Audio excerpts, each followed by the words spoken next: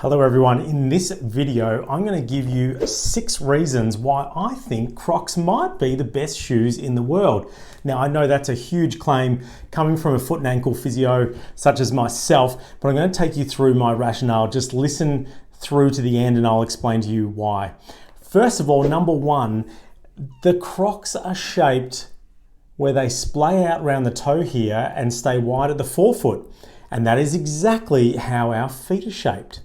So I'm sure that the Crocs designers, however long ago they were planning this, definitely had that in mind. And when we're asked in the clinic about shoes that can accommodate wide forefoot issues like Morton's Neuroma or Bunions, those sorts of things, it's an easy answer because of the shape of the forefoot. We absolutely love that. It doesn't put pressure on the toes, which contributes to all sorts of forefoot problems. Number 2, the cost. I've reviewed lots of other barefoot shoes for you already, but some of those are up around 250 Australian dollars and are simply out of reach of a lot of people. These in Australia here in Australian dollars are $60 to $80, and Crocs can last years. I've heard people that have, and you'll see videos of people running marathons in Crocs and doing all sorts of crazy things, and they last a long period of time. So number 2 reason is cost. It's pretty good. Number 3 is this right here. Watch what happens when I flex the shoe. Okay, it bends nicely at the forefoot. That's how our feet are designed to bend. They're supposed to flex through the metatarso-phalangeal joints, the MTP joints. And this flexes really, really nicely in the right spot. Watch what happens when I compare to this one. Now this is actually a slightly cheaper version. It's got a similar shape through the forefoot, which we like.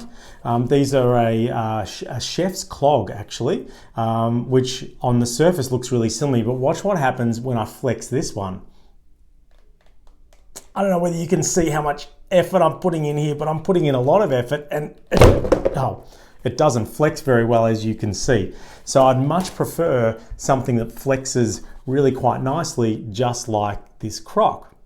Okay, the next reason, number 4, is the grip on the inside and the grip on the outside. We really want to make sure our footwear is stable, and so we have a good connection to the ground. And the grip on the outside of these, my kids have been wearing, these are actually my kids, have been testing these out. They run around with them outside in the rain and they're surprisingly grippy. But inside, I really like this feature here. This little grip contour inside here, okay, not only is that going to provide a little bit of grip so you don't slide around in the Croc, but that's going to give you some sensory stimulus underneath the foot.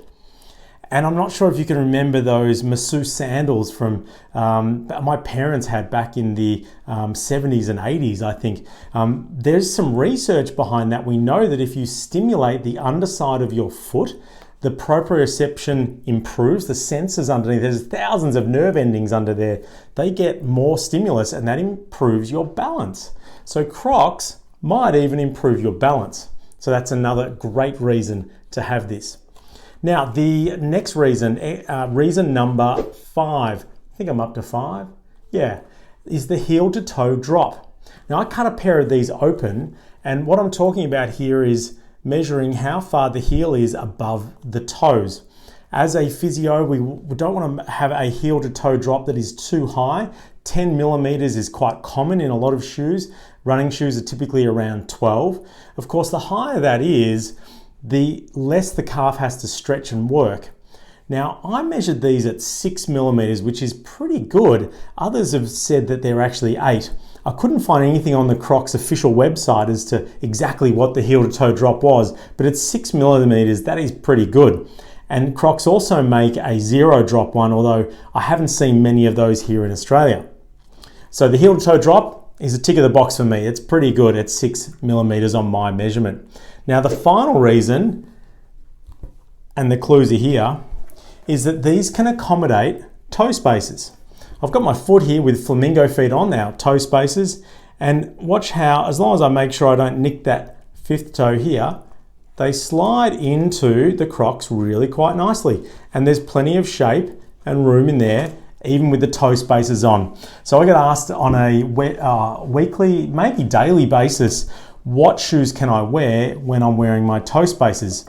And my typical answer is UGG boots, but it always includes Crocs because it is cost effective, it's a wide forefoot, and it accommodates you wearing the toe spaces around really easily. There you go, there's 6 reasons why Crocs might be the best shoe ever made. Make up your own mind, let me know in the comments, and I'll respond to you all accordingly. See you in the next video.